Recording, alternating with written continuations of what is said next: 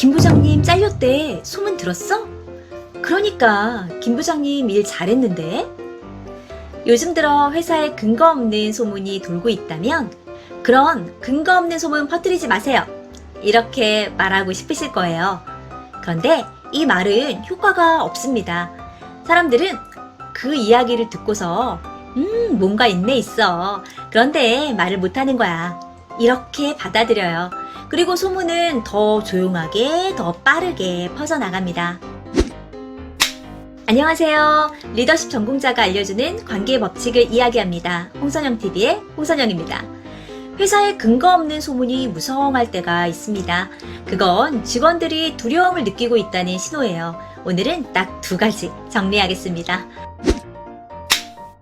첫 번째, 어느 순간에 소문이 폭발하는가?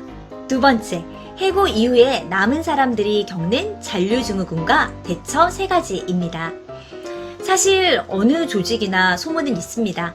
그런데 어떤 때는 조금이 아니라 무성해집니다.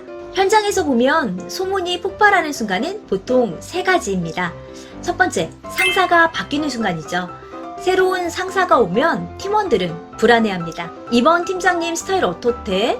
평가 기준이 바뀌는 거 아니야? 이때 정보가 없으면 사람들은 각자 해석을 만들고 그 해석이 소문이 됩니다.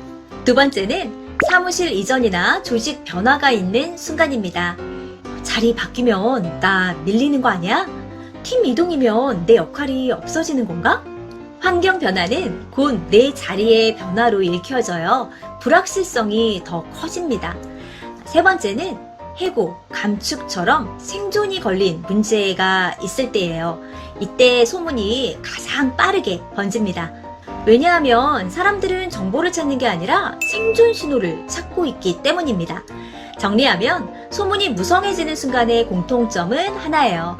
불확실성은 큰데 공식 정보는 비어있을 때 그 공백을 소문이 메웁니다. 이때 리더는 입단속이 아니라 의사소통 방법을 고민해야 합니다. 실제로 누군가 해고가 있었다면 남은 사람들에게 잔류증후군이 나타날 수 있어요. 잔류증후군은 남아있지만 마음은 편하지 않는 상태를 말합니다. 남아있는 사람들은 이런 감정을 동시에 겪습니다. 다음은 나인가? 라는 불안감. 그 기준이 공정했나? 회사 말을 믿을 수 있을까? 라는 불신. 아무리 열심히 해도 소용없다는 무력감. 이런 감정들을 느껴요. 그리고 이 감정은 말이 아니라 행동으로 드러납니다. 회의에서 말이 줄어들고 질문이 사라지기도 하죠. 불필요한 보고나 증빙이 늘어나기도 합니다. 자기를 보호하기 위한 수단이죠. 책임 회피 커집니다. 그래서 결정을 미루거나 하기도 해요. 팀 안에서 경계나 정치가 또 늘어나죠. 서로가 서로를 의심하고 있으니까요. 이런 행동들이 일어납니다. 이 상태를 방치하면 겉으로는 조용하지만 몰입, 협업, 성과가 함께 떨어지는 일이 생깁니다. 대처하는 방법이 필요한데요. 첫 번째는 절차의 신뢰를 세우는 겁니다. 사람들은 해고 자체보다 해고가 진행되는 과정에 더 크게 흔들립니다. 해고를 오랜 시간 끌지 않고요. 분명하고 신속하게 진행합니다. 해고의 결정은 공개적으로 그리고 공정성이 있게 합니다. 가능하다면 직원들이 이러한 결정에 참여하도록 하는 것도 좋습니다. 2번째는 억압된 감정을 해소하도록 애도의 기회를 부여하는 겁니다. 감정의 통로를 열어주는 거예요. 조직은 빨리 정상화하고 싶지만 감정은 누른다고 사라지지 않아요. 오히려 나중에 더 크게 터집니다. 함께 일했던 사람들이 감정을 표출하고 정리할 기회를 가지는 것이 좋습니다. 같이 일했던 사람들끼리의 화합이 상대적으로 가장 짧은 시간에 이러한 남아있는 팀원들의 감정을 표출시켜서 해소하는 데 도움이 될 수 있습니다. 회식이나 단합대회 이런 것도 좋은데요.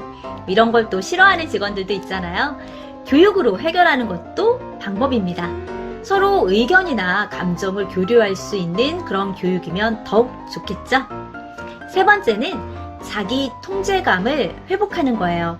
해고 이후에 사람들은 내 인생이 우리 회사의 결정에 달려있다라는 느낌을 받아요. 그래서 남아있는 팀원들이 다시 살아나려면 조직에 의존해서 자기 주도로 역할이나 생각들이 이동해야 됩니다. 남아있는 팀원들이 잃어버린 자기 통제감, 자긍심을 회복하도록 돕습니다. 회사만 믿고 버티기가 아니라 자기 주도적으로 경력 관리, 역량이나 성과, 학습 계획 이런 것들을 전환하게 합니다. 이때 리더는 그러한 전환을 지지하는 그런 구조를 만드는 거죠.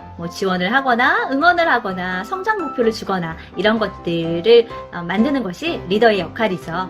조직의 소문이 무성하다면 지금 불확실성에 대한 불안감이 있구나 생각하시고 열린 대화를 시도해보세요.